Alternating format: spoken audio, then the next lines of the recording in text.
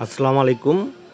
CNC মেশিনে driver নষ্ট হয়ে গেলে যখন নতুন ড্রাইভার সেটার মধ্যে লাগানো হয় অনেক সময় উল্টো চলে।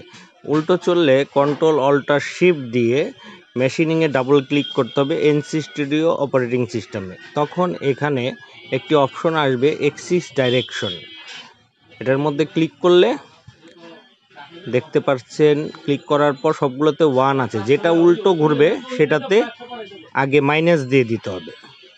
আর যদি আগে থেকেই মাইনাস দেওয়া থাকে তাহলে মাইনাসটা বাদ দিয়ে ওকে দিতে হবে। তারপরে এনসি স্টুডিওটা কেটে কম্পিউটার রিস্টার্ট দিতে হবে। তারপরে চালু করলে দেখবেন যে সোজা হচ্ছে। ড্রাইভার থেকেও এটা সোজা করা যায়, সেই ভিডিওটা আমি আরেকটা ভিডিও তৈরি করে ড্রাইভার থেকে কিভাবে সোজা করা যায় সেটা ইনশাল্লাহ আপনাদেরকে দিব। ভিডিওটি দেখার জন্য ধন্যবাদ।